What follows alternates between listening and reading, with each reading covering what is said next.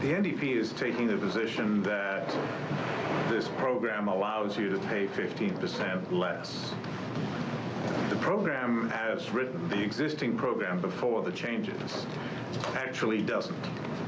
It only allows you to pay 50% less than the median if you also pay your Canadian employees 15% less than the median.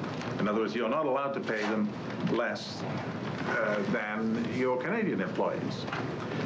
Now they're getting rid of that because they say it isn't used, or only 5% usage. What's wrong with that? Doesn't all that make sense?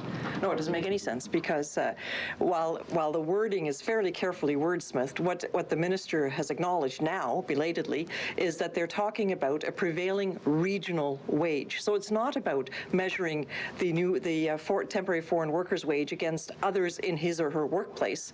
It's about a regional prevailing wage. So you are bringing in workers into workplaces, paying them 15% less, and driving down in the process as well the regional prevailing wages. And that's how you put downward pressure on wages, and that's... What it actually says is that you only get that, you can get that 15%, but not necessarily.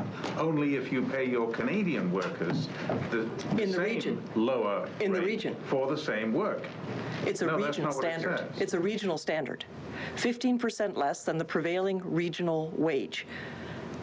And so if you have let's say you have a welder. So pay your Canadians less than in that region. Wage. In that region. So if you have a welder, let's say I'm from Hamilton, and you are from Hamilton. I am. How about that? Let's say if a welder in Hamilton were to make, I don't know, just to say for argument's sake, $20, but somebody in the Greater Horseshoe region were to the prevailing wage in the region were 15% less, and you're bringing a temporary foreign worker into Hamilton, you're able to pay 15% less than the $20 that the Hamilton worker is getting.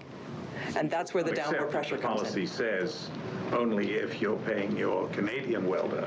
If they were right about that, they wouldn't have needed to make an announcement today reneging on that.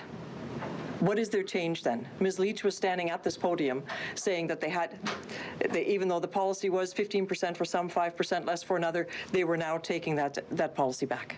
Okay, well, because Canadians were outraged, rightly outraged. Okay, well, I guess we don't agree on what it says, so I won't argue with it.